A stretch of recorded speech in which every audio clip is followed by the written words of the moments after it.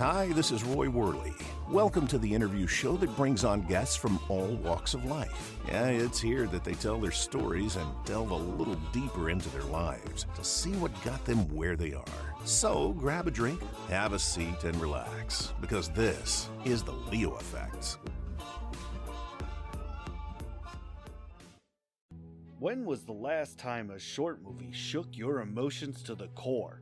When was the last time a short movie caused you to rethink everything you stood for? When was the last time a short movie made you proud to be an American? When was the last time you felt the emotion to stand up and cheer after a short movie?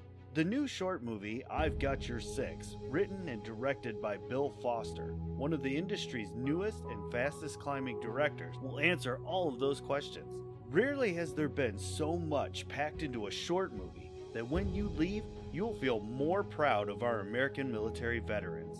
A movie that was cast only with American military veterans will have you on the edge of your seat, cheering for our veterans and what makes America great. I've Got Your Six will be hitting the film festival scene soon. Be prepared to drop what you're doing and go see this powerful movie when it comes to your area. Hello, ladies and gentlemen, and welcome back to the Leo Effects. I want to say that I'm very excited tonight. I have a very special guest here. Kind of interesting little meeting, I guess, if you would say, because we had a mutual friend on Twitter, and things got a little crazy there, I think, but we're all good now. And I am very, very excited to introduce to you Miss Ivy. How are you? Good. I'm very happy that you're here. I have questions. They require answers. I hope I have answers. So I guess my very first question to you would be, like, what is it that you feel you might be most known for within your chosen career path? Ooh. I get sort of two answers. I guess the cool answer, which is the only answer, I suppose. I voiced a Marvel hero in one of their games, in a mobile game called Marvel Avengers Academy. I voiced Viv Vision. So there's that. If I try to tell people, like, I'm a voice actress, it's like, oh yeah, from what? And it's like, Marvel people have heard of. So that one. But most of my work, I do voiceover for a lot of adventure games, like point and click adventure stuff. So I've done like loop group work for the Batman Telltale series. I'm in this game called Unavowed. I'm the main character in a game called Whispers of the Machine. I'm characters in a game called Lamplight City. So like anyone who knows those kinds of games, that like point and click, Secret of Monkey Island style adventure game stuff, I do a lot of that. That's my thing. That's awesome. Thank you. Yeah, you can't sell yourself short on that. That's pretty wild. What was it that made you decide to get into this? So I was like a gamer before I was an actor or anything like that. So I kind of came from it from being a fan of games. So I'm like, oh, wouldn't it be neat to be in them? So as a kid, I played like a ton of the Nancy Drew PC games, which are, again, like those adventure game style, very like dialogue heavy, that kind of thing. Mm-hmm. I would just like mute them and record myself speaking the lines like in the text box and try to like time myself to sync up with the characters, because I was a very cool 10-year-old. So like that sort of thing. So that, I don't know, I just always had an interest in that, doing voices and character stuff, but I'm not great at memorization and I don't like performing in front of lots of people. So voiceover it is. I'm coming at you from my closet. There's padding on the walls. It's wonderful. So padding on the walls of a closet typically means something else, but yes, I talk to myself in padded rooms for a living. That's the fun way of describing it. It's good. You know, in that line of work, I think that's acceptable. So who would you say would you say that the Nancy Drew games were kind of your inspiration, or was someone or something else more of an inspiration to you? I mean, honestly, those games really were what started it for me. I thought that was like the coolest thing, and still is the coolest thing. So I guess just because like those were the games I played. So growing up with those, and then like I played them because there's now like 33 games in the series. So like, and they kind of grew up with their audience too. So it was like, I had my roommate in college played them too. I was like, okay, neat. So like that was cool. That kind of like followed me with it. And also honestly branching from those kinds of games, developers who I've now worked with and are like colleagues, close friends of mine, are people, their games I played a lot in college and now I'm in their games. So that was neat too. So those were all inspirations, and it's kind of fun to be like on that level now in that world. So actually Yeah. like alongside them. Yeah. Is it weird to play those games and hear your voice coming out of a character? Sometimes. Sometimes there's certain ones where it's funny. I feel like I know people that are like, "Oh yeah, I recorded the thing, did the thing. I never want to hear the thing again. I don't play games. What's a game? I did this. No, bye." Me, I'm like, I don't know, but does this analogy make sense? You know, like the old school thing where it's just like the old school like sports player or like wrestler or whatever, like watching black and white footage, like flickering of themselves over and over to like analyze. That's like me with the stuff I've done. I feel like um we're That's like a the good first analogy.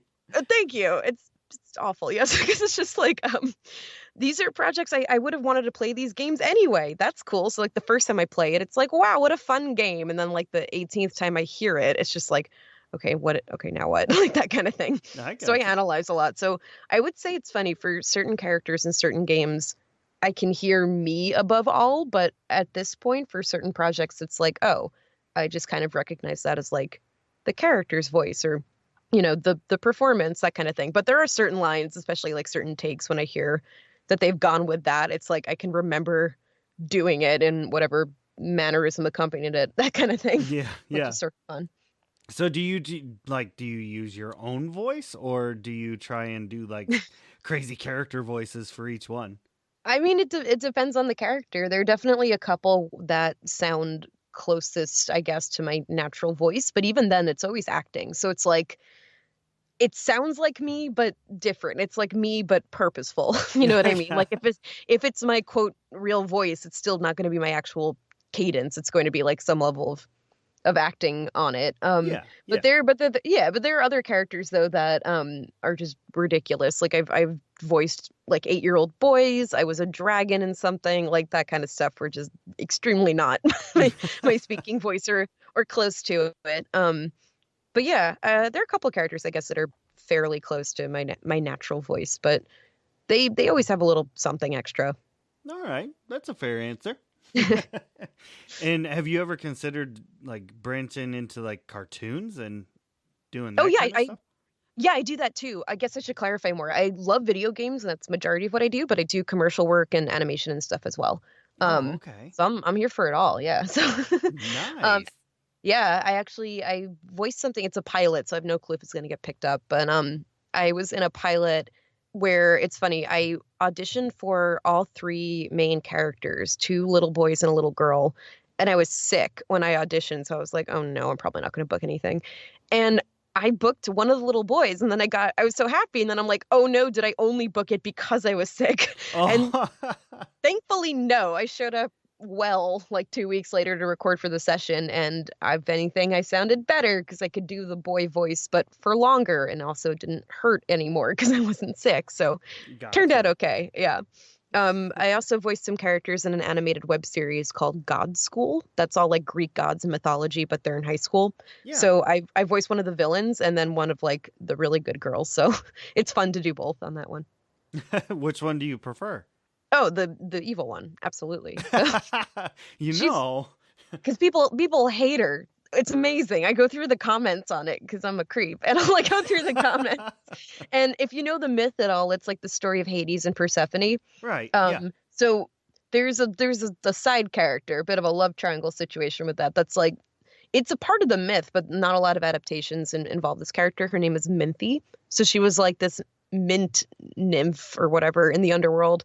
Um, and she had like a fling with Hades, and in the myth canon, like Persephone was like, no. And so when she became queen, she like turned her into a plant and like stepped on her. She's like, I'm done with this. In this version, though, she's more like unclear currently if she was actually his ex or just like this kind of like mean, scary girl who has a crush on Hades, but like she's definitely the antagonist to Persephone who's like scared of her. So it's a lot of like back off, like he's mine, like that kind of stuff. So all the comments on it, because people love Hades and Persephone. They're like, oh my God, I ship them. They're like my favorite couple. So all the comments are like, oh, I love Hades and Persephone, amazing, but that stupid weed Minthy has to go. I want to just step on her to the ground. And like I took screenshots of like tons of these and put them on Twitter, and I'm like, I love my fans. Like, Right. because honestly, I love it. Like, it means I'm doing my job. Like, good. Hate Right. me. You should, but it's amazing. It's really funny just to see the comments. See, I'm remembering that tale between Persephone and Hades much differently than I'm thinking this show is like showing it. I don't remember it being a good thing in the actual Greek myth, but yeah, but then other versions have kind of like empowered. No, she actually like was cool with it. Like, okay, I don't know, different versions. And this one, it's like she's just like this shy, sweet girl, and he's like this shy, awkward guy, and it's like, I want to be with you, and she's like, but I can't, and it's like, why? I don't know yet. Possibly because of me, because I'm awful. Like I'm threatening her. That's probably why not. But it's good. I don't know. It's cute. It's cute. That's awesome. I'm gonna have to check that one out. Where can people go to find that one? It's on YouTube actually. And he just hit. One. It's one guy who does it. He's like Really? 20, 21. Yeah, he's like an animation student in France. He does the whole show himself. He has someone helping him with the translations because he also records it in French as well. So he has a team of voice actors, and then maybe someone does some of the background art. But like as far as I know, he writes the whole thing. He animates the whole thing. He's done all the art himself for the character art and stuff. He gets all the sound effects and music. It's amazing. He just hit 1 million views on episode 2, so that's nice. Wow. Oh yeah. Jeez, that's out of control. I couldn't imagine It's taking awesome. that all under your wing, you know? So with everything that you've done, all these different video games and, animations and things, do you have a preferred genre that you like to do? Yeah, I mean, I love video games, and honestly, the kinds of games I do that are mostly these like adventure narrative type stuff, a lot of them have been very serious in a good way. Like it's rare, I think, to find scripts that do high drama well and give you something like meaty to work with and interesting and that kind of thing. And it's not just like, oh, like quirky stuff. Like I like that too, but it's good when it's like these characters feel like real characters. Gotcha. Yeah, because like I've done the game that I'm a lead character, or not a lead, the lead character in is called Whispers of the Machine. And that game is awesome because not that I'm biased completely, but like it's very cool. It's actually up right now for it's both for PC, Mac, iOS, and Android. So right now it's up for Best Mobile Game of the Year by at a South by Southwest for the Gaming Awards. So that's cool. I found that out today. That is cool. Congratulations. Yeah. Thank you. Congrats to the team, but I'm glad that my work helped make that happen, which is neat. Yeah, exactly. Yeah, no, it's cool that character, her name's Vera, and she's like this special agent, with these sort of like they're augmentations. It's like kind of cyberpunk, but not really. And it takes place in like far future Sweden in this like post AI world, and it's like apocalyptic, and you're investigating these homicides and this like conspiracy over this like weird forbidden religion that wants to like bring back AI and all this like crazy stuff. And that's cool. It's really well written, and it's like all these interesting moral questions and things like that. And what's neat about it in the game is that you can choose 3 distinct personality paths for her. So you can choose to approach situations like empathetically, logically, or assertively. And that was neat. And their challenge was to write it to make it all sound like the same character in the end. And my challenge was to act all 3 of these things, as well as the like vanilla lines, so to speak, in between that are not, like specifically for those paths, to make it all sound like the same person. And that was cool. That was like a fun challenge, and the rating was really good. And just asked all these interesting questions. So it's a treat to be able to work on stuff like that. Definitely my favorite. Nice. That's awesome. That sounds like it would be really fun to get into a game like that. Like, oh yeah. If you could work with anybody, like anybody of your choice, who do you think that would be? Oh boy. My fangirl answer is Ken Levine. So like the BioShock series is like my favorite thing on the planet. Like if I mean completely real, like anything he does next, because I know there's a new BioShock game coming out, but I don't think he's involved. I don't know what's up with that, but just so yeah, like anything BioShock, but honestly just anything he does next or ever. would love to be involved in that, which is like such a pipe dream. But yeah, I'm just obsessed with like BioShock. Like, talk about drama that's well written. Like, honestly, amazing. So that's that. Right on, right on. And if, kind of along those same lines, if you had free choice of anything that you wanted to be in, what do you think that would be? Free choice of anything I want to be in. Well, I guess like one of his games, but I mean like the BioShock series again. I suppose Yeah, it's kind of okay. the same answer. That's just like the dream, I suppose. Just because like those games are incredible. Right. Or a Nancy Drew game, which is more attainable considering the stuff I've done, I suppose. But I would love to get involved with that. Whenever they're making their next one. I know they just came out with one. But yeah, I guess the short answer is all games because that's exciting. But All yeah, of the things. all the things. Yeah, no, I mean, I love I love all the narrative games and things like that. So anything that's just like character heavy and has like room to play with like interesting characterization. Right, It's right. definitely what I like doing. Have you ever considered Dungeons and Dragons? Yeah, I'm in a D&D group, but we haven't met in a long time because I do my voice stuff and I'm also a writer, and the two guys I do it with, they're both in film and they've been like swamped lately.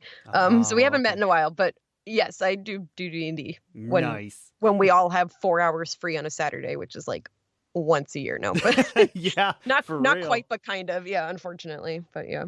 Yeah. So along those lines, do you?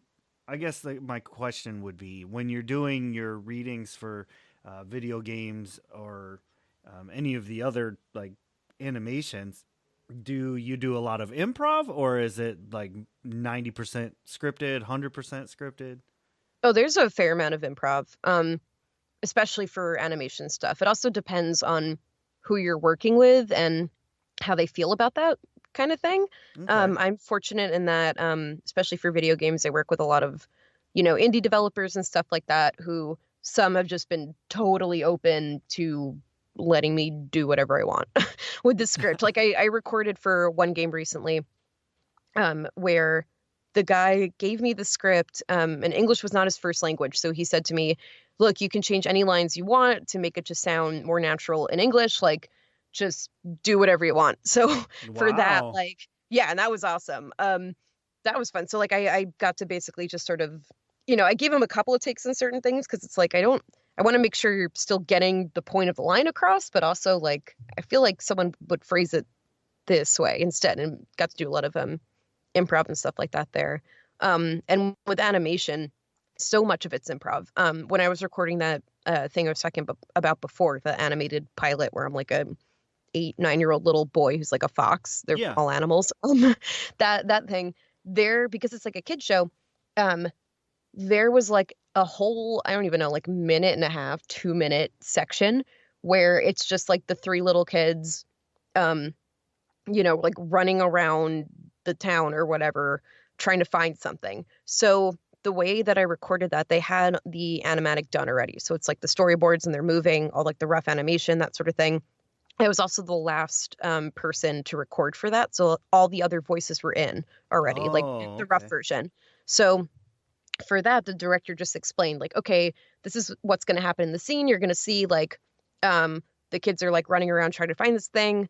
They're going to like run over to here, and then be disappointed and then run back and then do this. And then they're going to get scared by this thing, run away from it. You'll notice that your character, he's like the third one to land in the car when they like drive away. He's going to like hit his head on top of the roof and then they're going to drive away. So he's like, I want Walla for all of that. And Walla just basically means like nonverbal sounds, like all the Okay. sound effecty stuff. So for that, there's no script. There's no, and then you go like, oh no, like, no, it's just like, just react to it. So I just watched the footage of the animatic and just reacted in real time. All of that, like all the like running, like panting noises, like a sound, like a sigh to be like disappointed, more running, like a scared, like whoa kind of noise or whatever, and then like more running when he tripped, like an like when he falls, you know what I mean, hits his head, that kind of thing. Like, so that was just entirely improv, and that it's like just react to it. if it feels natural to say something, say it, but just react to what's happening. There is no Yeah. script. So that's fun. It's that also like gave me like a workout doing that, Right. because it's like you have to breathe a lot, like, all right, we're running like that. It just sounds kind of funny, but it was Right. fun.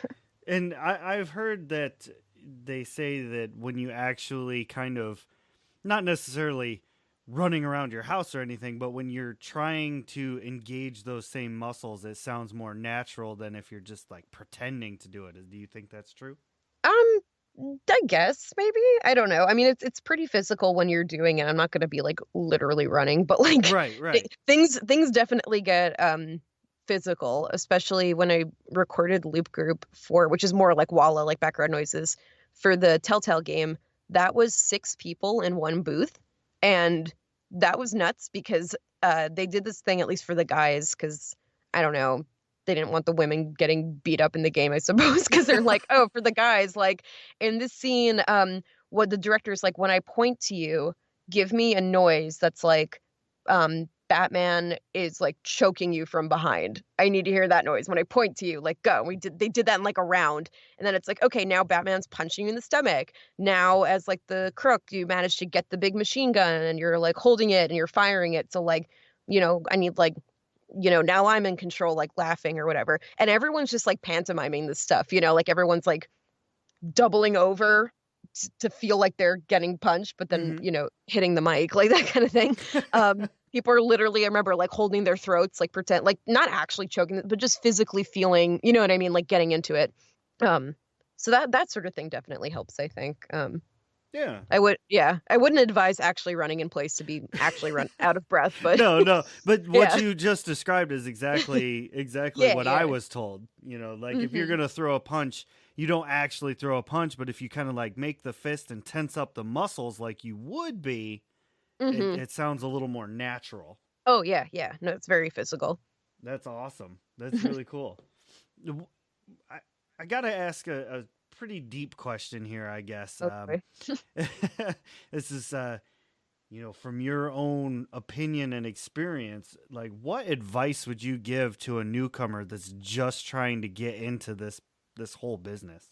Um, don't hold yourself back, which is very lame advice, but it's extremely true because that's what I did for a really long time. Honestly, like just go for it. I know that sounds super lame, but I don't know, like how I got involved is basically I saw like an open casting for something for a game on Twitter, audition, did not book it. Like it's not that story. It's not fantasy. I did not book it. So No. but no. But I did find out I made it past the first cut, which was unexpected and cool. And honestly, that alone gave me the confidence to get in touch with the casting director, um, who did voice classes. So I met with her and I was like, listen, I have no experience, no training, no nothing. Like, will you have me? And she was like, yeah, let's do this. So I started working with her, took more classes, took improv classes, lots of improv classes. It's very helpful. Just gets you like thinking on your feet, doing character work, be comfortable with that sort of thing. Um, just more and more training. And it's one of those things that like you have to know that if you want to pursue this, at least professionally, it's an investment, both time and money. It absolutely is an investment. Like that doesn't just mean like, oh, buy the fancy mic, that's my investment, done. Like, no. Like I used a USB mic for the first like year and a half, booked whatever gigs I could through it, spent my money on classes and training and coaching and building demo reels when I was ready, that sort of thing. Hmm. So it's been a process, and it definitely, you have to have a thick skin and a willingness to be vulnerable and to fail, but I think it's very worth it. I just know it's one of those things that there's no easy route with it. It's going to take time and a lot of crying, but like hopefully crying and like you're getting paid to cry because the character is crying. Like, it turns into that eventually, but Gotcha. but yeah, I would say it's a long journey. So just be prepared for that, but also just be kind to yourself and trust yourself, and you know just have fun with it too. That's fair. That's some good advice. And it's okay to cry when nobody can hear you from your padded closet. Exactly. In the padded closet booth, no one can hear you cry. Exactly. So I love it. Except you, because I'm on mic and I'm talking to you on this right now, but that's fine. That's fair. Aside from that. Yeah, never mind that guy. So, do you have like, or I guess, would you like to tell the listeners what social medias they could follow you on? Yeah, for sure. I am at Space Camp GF on Instagram and Twitter. So Nice. Okay. yes. Cool. Yes. My thing with that handle is like a while ago. I was just like, oh, I wanted to be like Canadian girlfriend, but I'm sadly not Canadian. Oops, I just hit my mic. I'm sadly not Canadian, but I mean it like, oh yeah, like if some like nerdy guy in middle school, it's like I totally have a girlfriend. Like you don't know her, I met her at space camp. It's like I'm sure. I thought that was funny, so I just was like, great, it's my handle now. And that's where the Nancy Drew comes in. Yes. I'm just playing. Everybody like Nancy Drew. That's so cool. Like your whole career and life is just awesome. Oh my God, thank you. Totally envious. I gotta tell you, but that's cool. And do you have? I mean, you kind of touched on it a little bit before, I'm pretty sure, but would you like to tell anybody about, or if you even can, because, NDAs and stuff, if you have something coming out soon? Yeah, I have. Yeah, I'll talk about this one because I think the other thing I don't know when that's coming out. But this one I'm very authorized to talk about. I'm going to be in a game called Nighthawks, which, if you are into open world RPGs and vampires, do I have the game for you? So that's tell cool. me more. Yes. This is going to be published by Wajidai Games, who did Unavowed and the Blackwell series, but it's stylistically a big departure for them.